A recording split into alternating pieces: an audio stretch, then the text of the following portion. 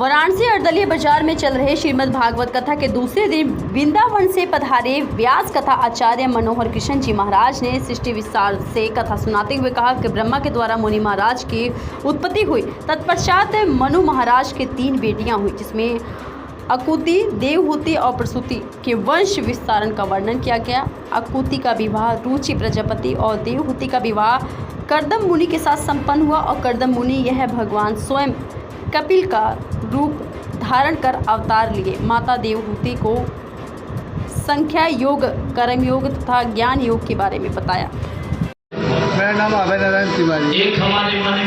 आज यहाँ जो कथा का आयोजन है, आज तीसरा दिन है कथा का, क्या कहना चाहेंगे? यही सूचना करना चाहता हूँ। मन में आना भी वो अधिक मात्रा एक तो यदि श्रावण का मास इसमें अधिक कथा सुननी है तो कथा चर्चा होती है, धर्म ये कोई मंदिर बनवाने का संकल्प पढ़ना या सबसे कन्या अच्छा होता है। लोग ज़्यादा से ज़्यादा आए, आपके एक शारीरिक संकल्प होता है और दूसरा मानसिक संकल्प। आज तीसरा दिन है। गुरु जी क्या किस विषय पर चर्चा कर रहे हैं आज? आज जो है इस में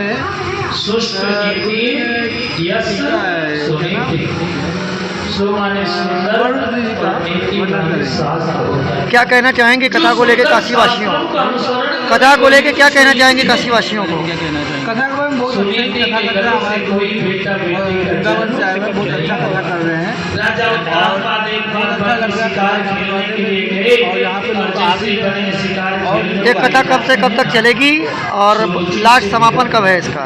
ये कथा आज की श्रावण है, बुधवार तक चलेगा। बुधवार को लास्ट करेगा भंडारा। अपने क्षेत्रवासियों को क्या कहना चाहेंगे?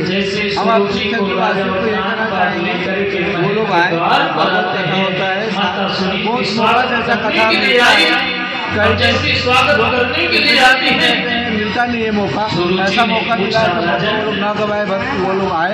और श्रावण माह में अधिक माह में ये जो कथा है इसका समझ।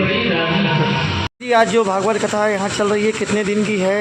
7 दिन की भागवत कथा है। श्रीमद् भागवत सप्ताह चली गई है। राजा परीक्षित को 7 दिन के अंदर मरने का श्राप लगा था। जो भी मृत्यु लोक में आया है तो 7 दिन के अंदर ही उसे जाना है। सोम, मंगल, बुध, बृहस्पति, शुक्र, शनि, रवि। तो इसीलिए श्रीमद् भागवत सप्ताह चली गई है। 7 दिन के अंदर ये श्रीमद् भागवत की कथा श्रवण करनी चाहिए। आज क्या तीसरा दिन है? आज क्या है यह कथा? आज जो तीसरा दिन है कथा का, कल की कथा में सृष्टि विस्तार का वर्णन किया गया। इस मृत्यु लोक में सबसे पहले नारायण भगवान आए और नारायण के बाद भगवान विष्णु का रूप धारण किया। चतुर्भुज रूप धारण करने के बाद उनकी नाभि से कमल और कमल के द्वारा ब्रह्मा जी की उत्पत्ति हुई और ब्रह्मा जी के द्वारा मनु महाराज और मनु महाराज के द्वारा ही हम मनुष्यों की उत्पत्ति हुई है। इसीलिए हम मनुष्य कह गए हैं, मनु महाराज की संतान है मनुष्य। आज जो कथा है प्रति दिवस की कथा है।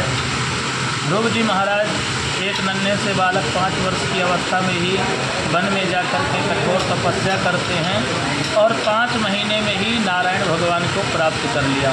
भक्त प्रहलाद 7.5 वर्ष में भगवान को प्राप्त किया।